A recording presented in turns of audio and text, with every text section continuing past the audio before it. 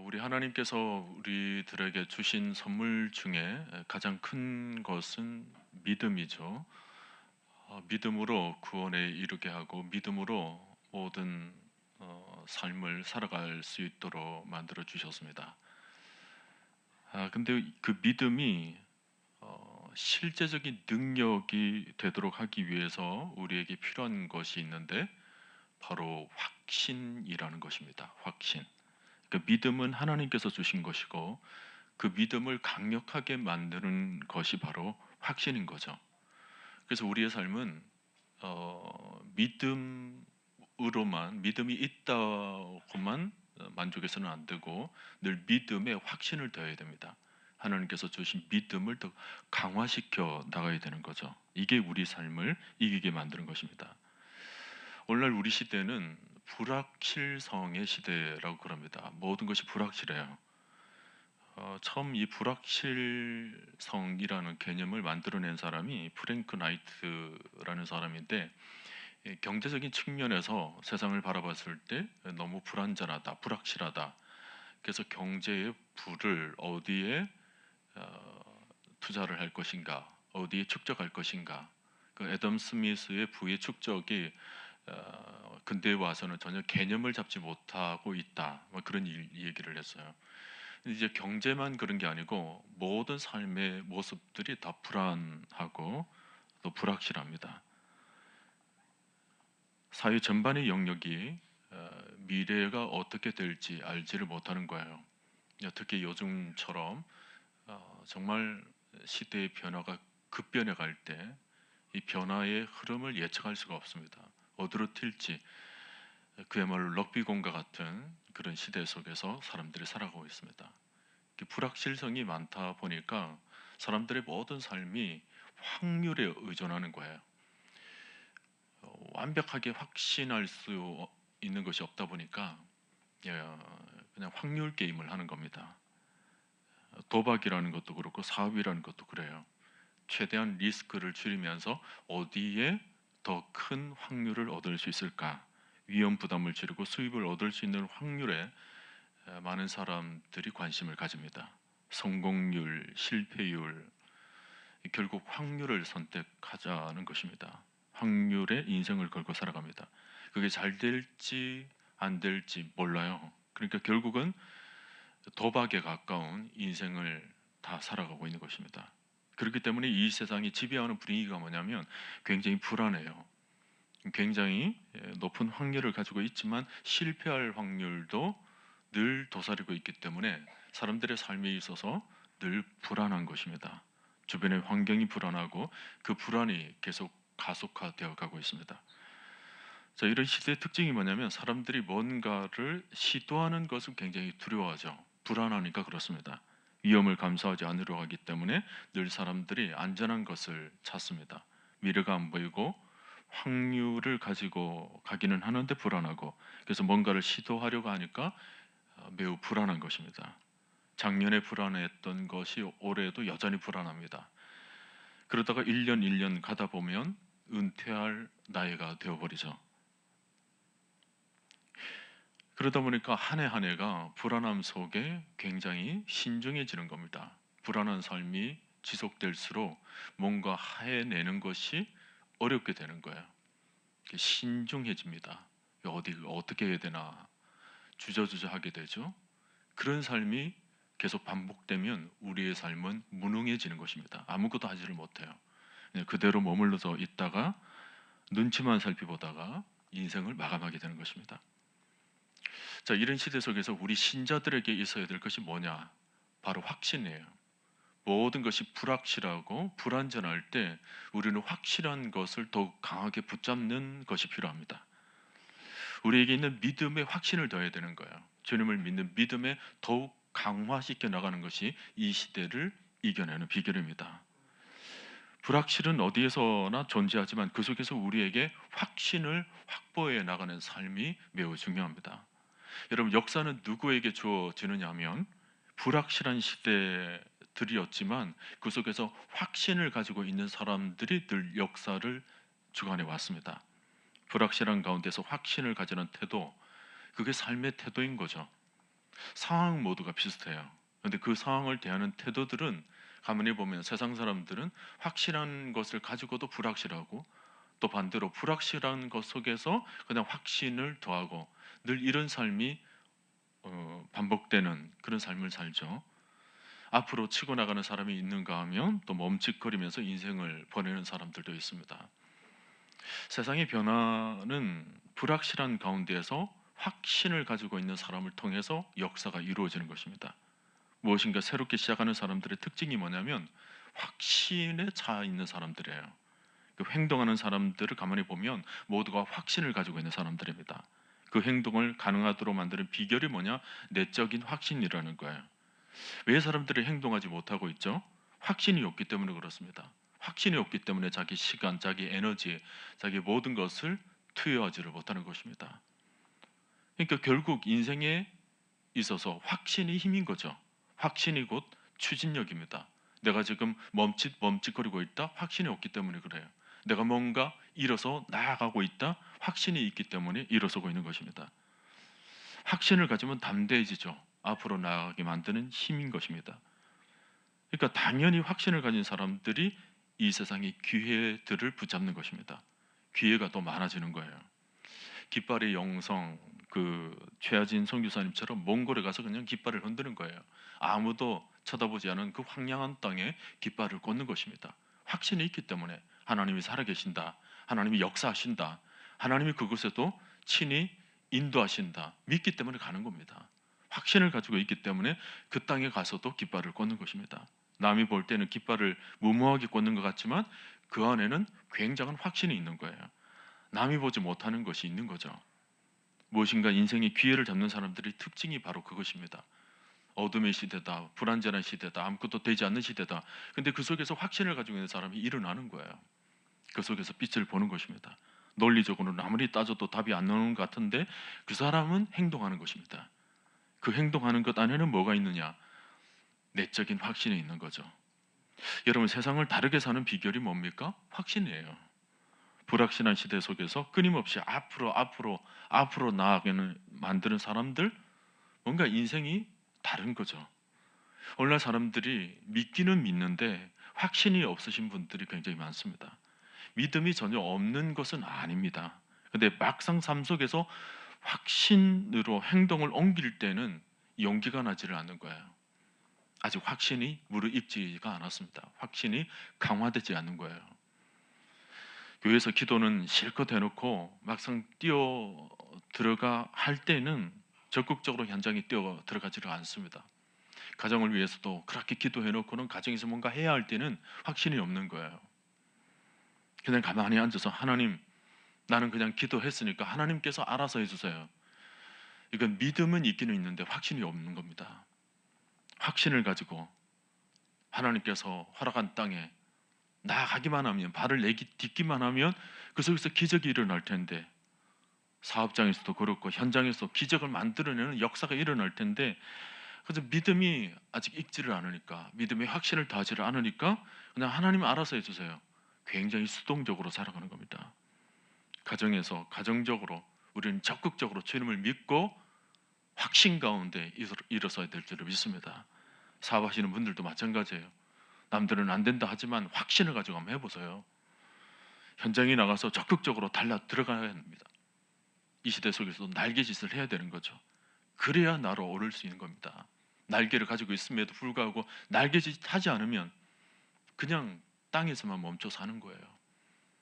닭들은 날개를 펴면 훨씬 하늘을 훨씬 날아다닐 수 있는 그런 날개 구조를 가지고 있음에도 불구하고 닭은 날지를 못합니다. 나는 듯 하다가 이내 땅에 멈춰버리죠. 왜 그렇죠? 땅에 사는 법이 익숙해져 버렸기 때문에 그렇습니다. 난다는 것에 확신을 가지를 못하는 거예요. 여러분, 성경에 나오는 모든 사람들을 보세요. 모든 시대 속에서 확신을 가지고 있었던 사람들입니다. 단순하게 믿음만 가지고 있었던 것이 아니고 믿음 속에 확신을 더했다는 거예요. 아브라함 갈대아 우르 지방을 떠날 때 하나님께서 부르신 땅을 향하여서 확신을 가지고 일어섰습니다. 노아도 보세요. 확신을 가지고 120년 동안 한결같이 배를 만듭니다. 하나님의 음성이 날마다 들려졌던 것도 아닙니다. 10년, 20년 하나님의 침묵 속에서 노아는 120년 동안 묵묵히 배를 만들어냅니다. 무엇이 그로 하여금 그 일을 해내게 만듭니까? 마음속에 있는 확신이에요. 하나님께서 말씀하셨다. 이것이 하나님의 뜻이다. 이것이 하나님께서 이 시대를 향해서 준비하는 구원의 방주다. 그 확신이 있었기 때문에 그는 꿋꿋하게 120년 동안 그 길을 걸어가게 되었던 것입니다. 가나안의 그 12정탐꾼 얘기도 마찬가지죠. 모두가 동일한 현상을 보고 왔지만 확신을 가진 자와 그렇지 못한 자의 대답이 달랐습니다. 확신이 없던 자는 그냥 우리는 저들을 이기지 못할 것이다. 저들의 장벽은 너무 높다. 너무 거대한 거인들만 사는 곳이기 때문에 우리가 저 땅을 정복할 수가 없다. 그런 확신을 가지고 있었던 여호수아와 갈렙은 어떻습니까? 저들은 우리의 밥이다. 하나님께서 우리로 하여금 밥으로 주신 족속들이다. 그런 고백을 하는 거예요. 똑같은 두려움의 상황에서 땅을 주시겠다는 약속의 하나님을 강하게 믿느냐, 확신하느냐에 따라서 대답이 다른 거예요. 그 약속을 붙들고 상황을 돌아보니까 모든 상황이 다 밥으로 보인 겁니다. 약속을 확신하니까 그렇게 보였던 거예요. 적들의 보호자는 그들에게서 떠났지만 우리의 보호자 되시는 하나님은 우리와 함께 하실 것이다. 이게 확신입니다. 다윗도 보세요. 잘 훈련된 군사들도 골리앗 앞에서 벌벌 떨고 있습니다. 근데 소년 다윗이라고 그랬습니다. 아직 어려요. 어린 마음이었지만 그 속에는 확신이 있었어요. 하나님께서 주신 믿음이 똑같이 다 가지고 있었던 믿음이었지만 그 속에서 확신이 있으니까 앞으로 치고 나가는 겁니다.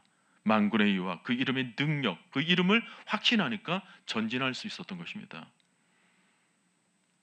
오늘도 여러분 확신을 가질 수 있기를 바랍니다. 이 시대를 살아가는 힘으로 확신이에요. 단순한 믿음이 아닙니다. 믿음에 확신을 더하는 거예요. 하나님은 누구를 사용하시는가 하면 확신을 가진 사람을 그 시대에 사용하십니다. 단순하게 믿음을 가지고 있는 사람을 쓰시는 것이 아니에요. 믿음을 가지고 있으면 하나님께서 구원의 반열에 다 너에게 만들어 주시죠. 그러나 역사 속에서 하나님께서 강력하게 사용하는 사람들은 그 믿음에 확신을 더한 사람입니다. 재능이 있고 아는 것이 많다고 해서, 성경 지식이 많다고 해서 교회를 오래 다니기 위해서 하나님께서 쓰시는 게 아닙니다. 확신이 없으면 쓰실 수가 없는 거예요. 확신이 없는 사람에게는 재능, 많은 스펙 이런 것들이 다 소용이 없어요. 액세서리에 불과하죠. 무용지물에 불과합니다. 교회는 다니기는 다녀요. 근데 역사가 일어나질 않아요. 아무리 많은 것을 가지고 준비했다 할지라도 확신이 없으면 아무 일도 일어나지 않는 것입니다. 확신을 가진 사람은 믿음으로 승부를 거는 겁니다. 하나님 믿음 확신이 있기 때문에 일어서는 겁니다. 두 주먹이 불끈 쥐어지고 가슴에는 뜨거운 심장이 팔팔 쏟아내고 육신은 쇠퇴하지만 마음에 확신이 있는 자는 일어서는 겁니다. 갈렙 보세요. 85세가 되어도 이 산지를 내게 주옵소서. 그 마음속에는 확신이 있는 거예요. 하나님께서 주신 땅이다. 내가 취하겠다. 하나님께서 함께 하시면 그렇게 될 것이다. 내 안에 확신이 찾아올 때 비로소 일을 시작할 단계가 되는 것입니다. 여러분들도 지금까지 뭔가 아무것도 이루어 놓지 않았다면 아직 확신이 없기 때문에 그래요. 믿음의 역사를 일으키는 것은 바로 일으키는 것이 바로 그 때문이죠. 믿음의 강력한 확신을 가지게 될 때 비로소 일이 시작되는 거예요. 여러분들이 그저 예수 믿는다 그때부터가 역사의 시작이 아니고 믿음의 반열에서 이제는 확신을 더할 때 그때부터 이제 하나님께서 역사하시는 것입니다.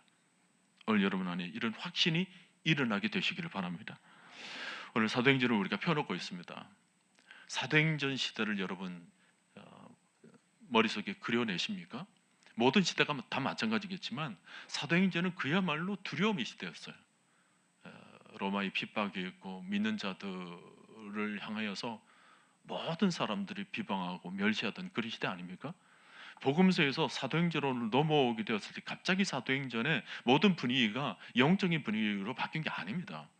복음서에서 다락방에 120문도에게 성령이 임하시고 난 뒤에 사도행전을 열어가는 스토리는 그렇게 몇 달 혹은 몇 년 되지 않는 스토리들입니다. 근데 그런 스토리 속에서 뭐예요? 모든 신자들이 그 속에서 확신을 가지는 거예요. 한 사람 한 사람 예수를 믿게 되었다. 믿으니까 또 믿으니까 역사가 일어나고 믿으니까 기적이 일어나고 그게 이제 사도행전이에요. 그야말로 급진적으로 급변의 시대에 급진적인 영적인 역사를 맞이하게 됐던 것이 사도행전 스토리들이죠. 오늘도 사도행전 22장을 보면 굉장히 급박하고 위급하게 모든 것이 진행되고 있는 것을 보지 않습니까? 그야말로 전운이 감돌아요. 죽음의 기운이 감돕니다. 교회에 대한 핍박이 지금 계속 이루어지고 있고, 또 스데반 순교 이후로 모두 믿는 자들이 하나둘 지금 죽어가고 있는 거예요. 순교가 되어지고 있는 상황입니다. 예수님의 제자 그 3인방 중에 한 사람 야고보 사도도 죽음을 맞이합니다. 야고보가 죽는 모습을 보고 유대인들이 좋아했다 그랬습니다. 아하, 주를 믿는 자들도, 부활을 주장하는 자들도 다 저렇게 죽어나가고 있구나. 우리가 믿고 있는 것이 옳구나. 유대인들이 이제 좋아했다 그랬습니다. 그 모습을 보고 뭐예요? 헤롯이 유대인들의 마음을 얻는 방법은 하나님을 믿는, 예수님을 믿는 자들을 죽이는 거구나. 그렇게 생각을 한 거예요. 그래서 이 스데반 순교 이후 또 야고보를 죽임 이후에 또 누구를 죽일까 생각하다가 베드로를 잡아다가 죽이면 되겠다 해서 베드로를 잡아다 옥에 가둔 것입니다. 무교절 이후 유대인들의 영절이 끝나면서 이제 유대인들의 환심을 사기 위해서 이제 내일 죽이려고 한 그런 상황입니다. 굉장히 이 상황이 좀 위급하죠. 그야말로 위기가 촉급하게 그런 찾아온 상황이었습니다. 그 당시에 기독교인들의 생각은 순교가 굉장히 자랑스러운 영광이었던 것 같아요. 주를 위해서 죽는다, 주의 이름으로 죽는다, 그게 전혀 두려움이나 부끄러움이 없었습니다. 고통을 겪지 않고 아무 어려움 없이 사는 것도 나쁘다고는 할 수 없지만 그리스도를 위한 고난의 흔적을 몸이 붙이는 것을 정말 큰 영광으로 생각한 것입니다. 헤롯 왕이 베드로를 잡아서 이제 옥에 가두었는데, 사탄이 누구를 공격하느냐면 교회 지도자들을 공격해요. 제일 먼저 스데반도 그랬죠. 또뭐 여러 사도들, 오늘 본문에 나오는 베드로, 지도자, 영적 리더들을 제일 먼저 공격하게 되면 주의 교회를 무너뜨릴 수 있다. 사단이 그렇게 생각하는 거예요. 여러분들이 교회 자들을 위해서 기도하는 것이 바로 이와 같은 이유입니다. 교회를 공격할 때 처음 초신자들부터 공격하지는 않아요. 교회를 공격하겠다, 사단이 마음먹으면 제일 먼저 리더들을 공격하는 겁니다. 왜냐하면 리더 한 사람을 무너뜨리면 교회 공동체 전체를 무너뜨릴 수 있기 때문에 오늘날 그 리더의 공격을 받고 있는 교회들도 제법 많습니다. 여러분들이 기도할 때 교회 리더들, 교회 지도자들, 특히 영적 지도자들을 위해서 기도하는 일을 빠뜨리지 마시길 바랍니다. 우리 교회 공동체를 지켜내는 일이에요. 지금 초대교회에 베드로를 공격하는 겁니다. 사단이 공격의 타겟으로 삼은 거예요. 핍박이 강하게 몰아졌습니다. 복음 전도에 대한 아주 거대한 장벽들이 계속 초대교회에 지금 밀려오고 있는 그런 상황이었습니다. 베드로도 이제 잡혔기 때문에 이제 내일 아침이면 죽을 수밖에 없는 그런 위기에 몰려져 있습니다. 그래서 헤롯이 그 다음 날만 새면 베드로를 꺼집어내어서 이제 죽이려고 하는데, 오늘은 그 전날 밤 일어난 사건이에요. 바로 전날 밤에 일어난 기적이죠. 베드로가 우선은 두 군사의 틈에 이제 끼어서 잠을 자고 있었다 그랬습니다. 당시 잡혔을 때 도망가지를 못하도록 양쪽의 군사들이 자면서도 쇠사슬을 같이 묶었던 것 같아요. 군사들과 같이 발에. 그래서 죄수가 일어나더라도 두 군사가 같이 일어나도록 그렇게 장치를 만들어 놓았던 것 같습니다. 그래서 지금 같이 누워 있는 상황이에요. 그리고는 지금 파수꾼들도 문을 밖에서 지금 지키고 있는 상황입니다. 근데 갑자기 주의 사자가 베드로의 곁에 다가왔어요. 옥중에 광채가 나더니 베드로에게 다가가서 베드로의 옆구리를 차서 깨웠다 그랬습니다. 저는 이 부분을 묵상할 때마다 참 재밌어요. 재밌기도 하고 참 신기하기도 합니다. 베드로를 깨우는데 베드로가 안 일어나니까 옆구리를 차서 깨웠다 그랬습니다. 참 희한한 일이죠. 베드로는 지금 내일 죽습니다. 내일 죽음을 맞이할 수 있는 사람인데 잠을 얼마나 권히 자는지. 여러분, 죽음 앞에서도 잠 잘 잘 수 있다. 이게 굉장한 은혜죠. 굉장한 축복이에요. 죽음을 앞에 놓고서도 내일 죽는데도 오늘 푹 잔다. 누가 깨우는데 그냥 발로 차서 깨울 정도로 깊은 잠에 들었다. 이거 대단한 은혜예요. 이게 아무나 할 수 있는 게 아닌 것 같습니다. 우선 사건이 일어나고 나에게 힘든 일이 터져도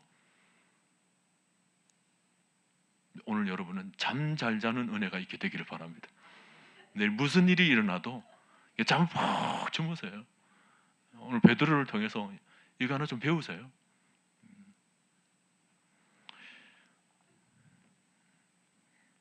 이 자체가 축복이죠. 다른 사람들은 다 죽겠다 이런 시대 힘들다 어렵다 하는데도 그리스도인들은 잠 푹 자는 겁니다.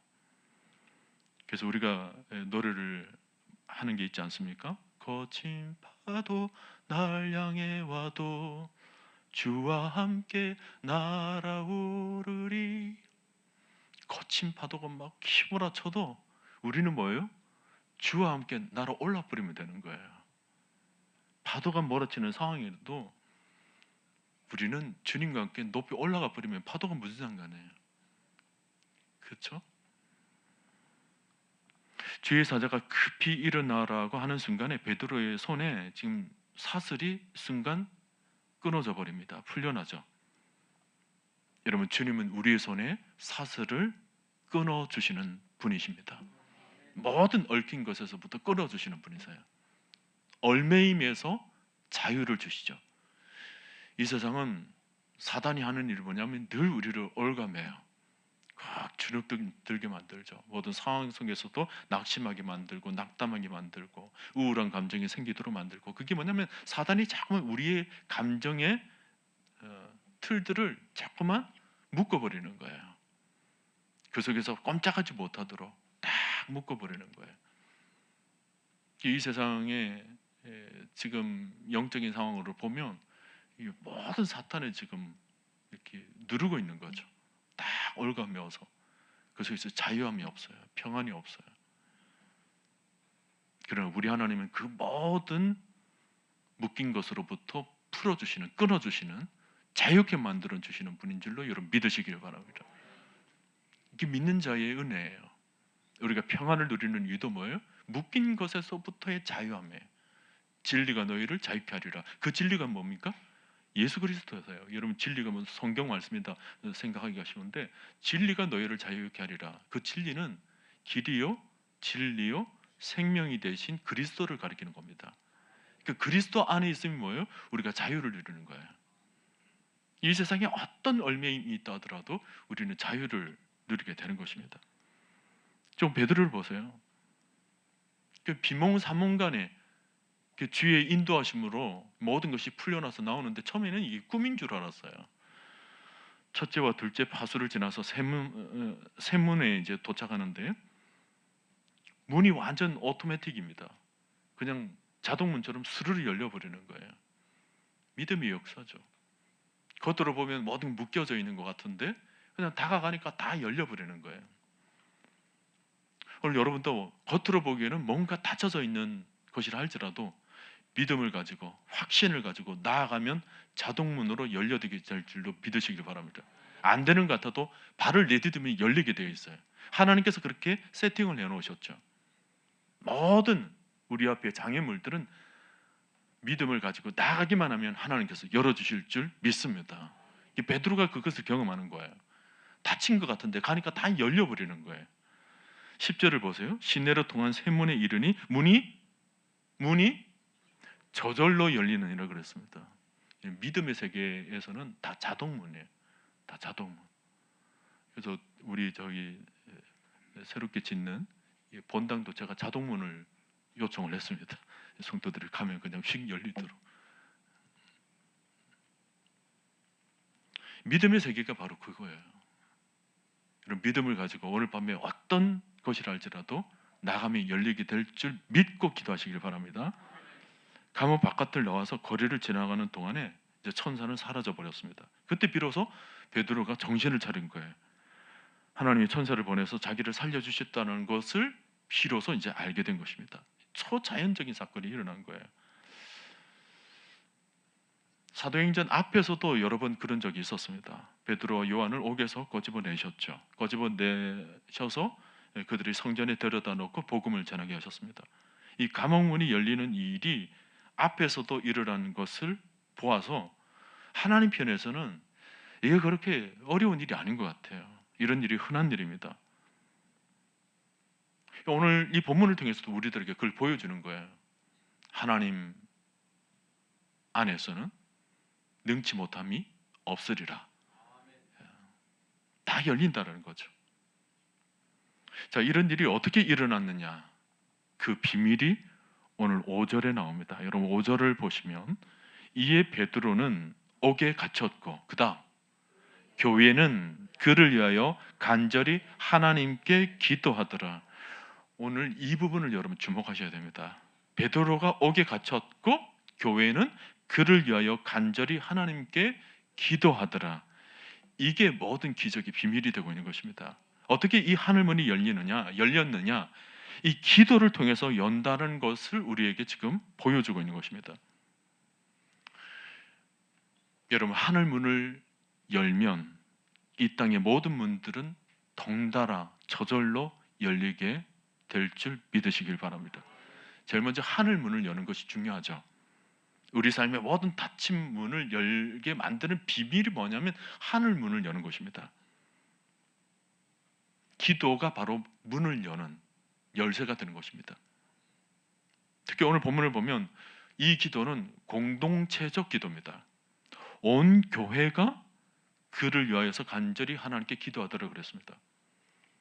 기도가 굉장히 공동체적으로 나오죠. 여러분 지금까지 복음서에 이르러서까지는 다 개인적인 기도였습니다. 주님도 개인적으로 기도하셨죠. 그리고 제자들도 그러했습니다. 구약 성경에 나오는 것도 대부분 다 개인적인 기도가 일반적이었습니다. 근데 사도행전으로 넘어오게 되면 이제 공동체 기도가 나오는 거예요.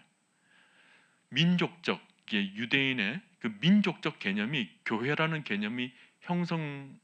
개념으로 형성되는 것이 사도행전이죠. 그러니까 사도행전에서는 교회가 열려지게 되는데 기도도 교회를 통해서 기도하도록 만들어 주시는 것입니다.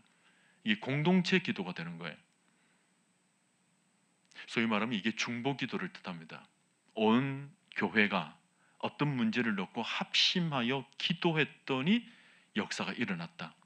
사실 사도행전에 성령의 강림하심도 120문도가 마가의 다락방에 모여서 기도했다. 여기서 말하는 마가의 다락방은 초대교회의 첫 교회 모습입니다.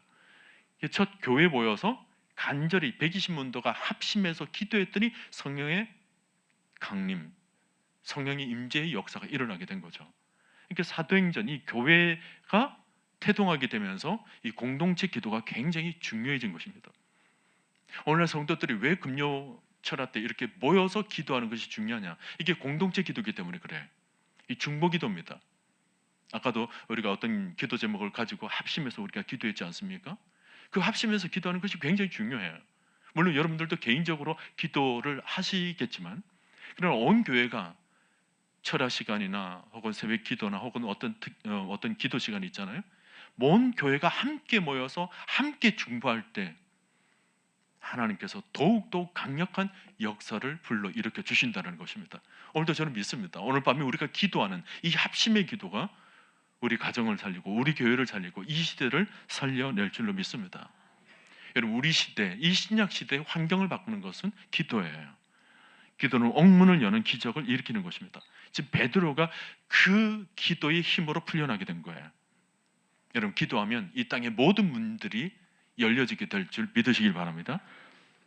우리도 여기 와서 지금 기도하고 있는 이유가 뭐죠? 이 기도를 통해서 우리가 문을 열겠다라는 거예요. 모든 닫힌 문을 열겠다라는 것입니다. 우리 가정의 문들도 다 열고 우리 교회 공동체 문들도 열고 우리 다음 세대들을 위해서 다음 세대들의 문도 열어주겠다라는 것입니다. 우리는 세상의 소용돌이 속에서 세상을 의지하지 않고 우리는 하나님을 의지하는 백성들 아닙니까? 그러므로 우리는 하나님께 엎드려야 되는 것입니다. 세상의 어떤 수단과 방법으로는 통하지 않는 것들을 우리는 이 성전에 와서 하나님의 이름을 붙잡고 하나님께 엎드려 그의 얼굴을 구하기만 한다면 하나님께서 우리의 기도를 들어주실 줄로 믿습니다. 하나님을 의지하면서 하는 그런 기도의 힘, 열쇠는 하나님이 쥐고 계신다는 것입니다. 이 시대 역사는 하나님이 쥐고 계신다는 거예요. 믿습니까 여러분? 어둠의 영들은 지금도 사람들이 마음에 자꾸만 두려움을 갖고 살아가도록 만들지만 우리 하나님은 모든 두려움을 깨뜨려 주시는 분입니다. 그러므로 우리 성도는 하나님 안에서 예수 그리스도 이름이 우리 입술 가운데 있는 한 우리는 위축되어서는 안 됩니다. 왜냐하면 우리에게는 기도가 있잖아요. 기도 속에서 하나님을 찾고 하나님의 얼굴을 구하고 기도 속에서 예수 그리스도의 이름을 우리가 붙잡고 있기 때문에 우리는 기도하는 한 위축될 수가 없습니다. 우리가 기도의 힘으로 모든 것을 이겨나갈 수가 있는 것입니다. 여러분 지금 교회는 늘 영적 대결 상태에 놓여져 있는 거예요. 겉으로 보면 평안한 것 같습니다. 그런데 영적으로 보면 교회와 어둠의 영과의 대치 상태입니다.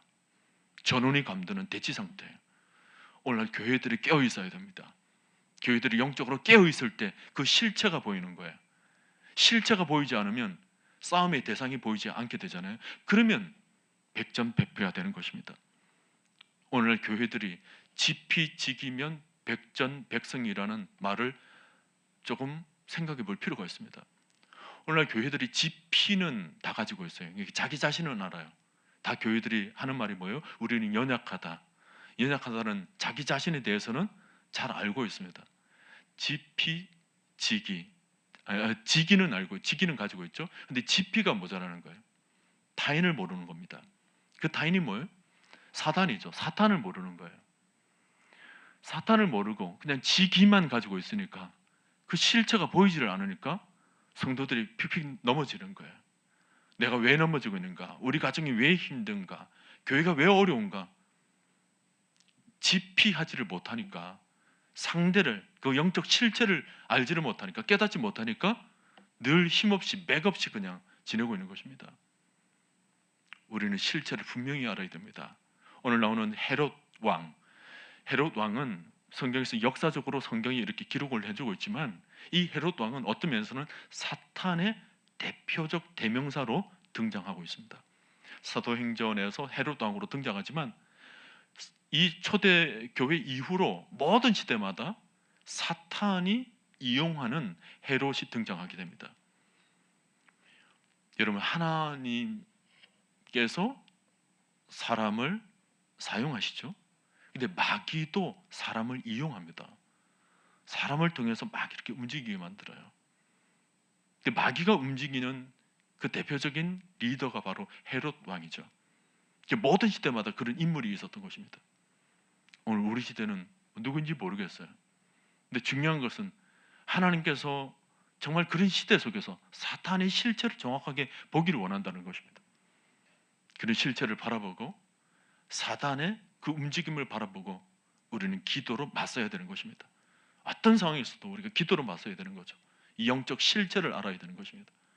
아까 우리가 찬양을 하면서 우리가 싸우는 것은 혈과 육이 아닙니다. 사람 그 자체가 아닙니다. 어두운 영적 세력이 있는 거죠. 오늘 밤 여러분 영의 눈을 뜨게 되시길 바랍니다. 영의 눈을 뜨게 되면 기도의 필요성을 인식합니다. 우리 가정이 왜 이런가? 우리 아이들이 왜 이런가? 우리 아이들이 쓰러지는 것은 육적인 문제 아닙니다. 우리 아이들에게 정말 필요한 것은 영적 승리예요. 그들에게 필요한 것은 지금 영적인 힘인 것입니다. 우리 다음 세대들에게 필요한 것은 영적인 힘이에요. 우리 교육부서에 우리 여러 선생님들, 우리 부장님들 계시죠? 정말 이 문제를 놓고 여러분 기도하셔야 돼요. 아이들의 필요를 간식으로만 생각하지 마세요. 간식만 잘 제공해 준다고 해서 아이들이 든실해지는 건 아닙니다. 아이들이 간식만 먹는다고 해서 교회 학교에서 잘 자란다 아닙니다. 아이들은 간식은 교회에서도 안 먹어도 집에서 충분히 잘 먹고 있어요. 이게 간식의 문제가 안 나요. 영적인 문제예요. 우리 아이들에게 기도를 먹여주시길 바랍니다. 우리 아이들에게 말씀을 먹여주시길 바랍니다. 이 영적인 힘이 필요한 거예요. 영적인 힘을 강하게 가득 채울 때 우리 아이들이 이 시대 속에서 이겨내는 거예요. 오늘 밤 우리가 기도하면서도 그 영적 실체를 정확하게 바라봐야 되는 것입니다. 하나님, 이 시대 속에서 어둠의 영과 대결해서 승리하게 하여 주시옵소서. 별이 일이 다 일어납니다. 영적 대결에서 우리가 승리해 나갈 때 별이 별 일들이 다 일어나요. 사단이 발악을 하는 거죠. 이런 금요 기도에도 나오려고 그러면 이상하게 감정적으로 나가지 못하도록 만들든지, 아니면 무슨 일이 일어나든지, 나오기는 나오는데 타이어 펑크가 나든지, 뭐 어떤 식으로든 사단이 막 막아요. 영적 실체가 그렇게 움직이는 겁니다. 안 생기는 일도 집안에 어려운 일이 생기고, 뭐예요 이게? 사단이 그렇게 하는 거죠. 그럴 때마다 여러분 엎드리시길 바랍니다. 무너지지 마시고 그 속에서 엎드려서 영적인 실체를 정확하게 바라보시고 기도로서 이겨내시길 바랍니다. 그러니까 그것은 교회에서만이 아니라 가정에서도 제단을 쌓으셔야 돼요. 가정에서 어떤 일이 일어나면 즉각적으로 엎드려서 기도하는 겁니다. 요한 웨슬레의 그 어머니는 19명의 아이들을 키워내면서 그 골방이 없잖아요. 마을 집안에서도 기도할 수 있는 공간이 없잖아요. 근데 웨슬레의 어머니는 어떤 일이 있고 또 아이들의 어떤 사건이 터지고 할 때마다 이불을 뒤집어 썼다고 그래요. 이불을 뒤집어 쓰면 그 아이들이 쉿 하면서 지금 어머니가 기도하신다. 그래서 아이들도 다 덩달아서 방에서 조용히 했다고 합니다. 우리도 그런 공간이 있어야 돼요. 가정에서 나만의 기도할 수 있는 그 공간을 여러분 만드십시오. 뭐 안방이 만들든 베란다에 만들든 뭐 어디든 여러분께 적합한 그런 공간, 여러분이 딱 붙잡고 기도할 수 있는 그런 공간을 만드세요. 그래서 기도로 승부를 걸어야 돼요. 가정의 문제. 우리 가정에 돈이 쌓여진다고 해서 안전할 수 있는 게 아닙니다. 훅 불면 그냥 한순간에 없어지는 것이 물질 아닙니까? 여러분 기도의 힘을 좀 기르시길 바랍니다. 영적 대결의 실체를 분명히 하시고 어떤 일이 일어날 때마다 기도로 내가 이겨내야 되겠다. 기도로 내가 승리해야 되겠다. 기도로 박차고 나가야 되겠다. 여러분 기도하는 사람들이 얻게 되는 축복 중에 하나가 뭐냐면 영적 실체를 보게 되는 거예요. 기도하면 볼 수 있습니다. 그냥 막연하게 육적인 상태로 놓여져 있으면 그 실체가 보이질 않아요. 오늘 밤에도 우리가 영적 실체를 정확하게 인식하고 하나님 이 어둠의 시대 속에서 우리가 이겨내게 하여 주시옵소서. 교회를 바라보면서도 여러분 기도 많이 하시기를 바랍니다. 우리 교회가 지금 점점 지어지면서 리모델링이 되어지면서 저는 바라봐요. 하나님께서 우리 교회를 향해서 앞으로 큰 역사를 일으켜 주실 것이다. 아멘입니까? 역사하실 것입니다. 근데 역사하는 속에는 꼭 마귀가 틈타요. 사단이 꼭 방해를 하는 것입니다. 우리가 기도로 그래서 무장해 나가야 되는 거예요. 큰 역사를 이루기 위해서 그냥 저절로 되어지는 것이 아닙니다. 마귀의 공격을 이겨내고 영적으로 전신갑주를 입고 영적으로 무장해서 이겨낼 때 역사가 일어나는 것입니다. 막연하게 가만히 있는데 역사가 일어나는 것이 아니에요. 마귀가 어떤 식으로 공격할지 모르겠습니다. 그러나 저는 확신해요. 우리는 이겨낼 것입니다. 반드시 이겨내고 하나님 역사를 이룰 것입니다. 근데 그 일을 위해서 우리가 영적인 힘, 영적인 근육을 만들어내는 것입니다. 탄탄하게 이런 기도 시간을 통해서 탄탄하게 영적 근육을 만들어내어서 하나님 역사를 능히 감당할 수 있도록 저는 우리 교회가 정말 하나님께서 주목하시는 교회, 이 말씀지만을 사용하시는 교회가 되시길 간절히 기도합니다. 우리 교회 모든 성도들이 다 쓰임 받기를 원하고 우리 공동체가 정말 하나님 옆에 이 마지막 시대에 정말 하나님께서 귀하게 사용하는 공동체 될 수 있기를 바랍니다. 우리는 유리한 고지에 있습니다. 우리끼리만 싸우는 것 같지만 우리끼리 있는 것이 아니에요. 하나님이 우리와 함께 하십니다. 오늘 베드로도 보세요. 감옥에서 이끌어내는 과정 속에 베드로 혼자 그렇게 나가는 것이 아니에요. 천사들이 동원되고 하나님께서 친히 인도하시는 그 길을 걸어갔던 것입니다. 우리도 우리끼리만 걷는 길 아닙니다. 오늘 밤도 우리끼리만 지금 모여서 기도하고 있는 것 아닙니다. 하나님께서 지금 우리와 함께 하시는 것입니다. 하나님께서 우리와 함께 하시면서 모든 막힌 것들을 다 끊어지게 만들어 주시고 막힌 것들을 다 열어주시면서 하나님의 놀라운 역사, 그 기적의 순간을 우리로 하여금 맞이하게 만들어 주시는 것입니다.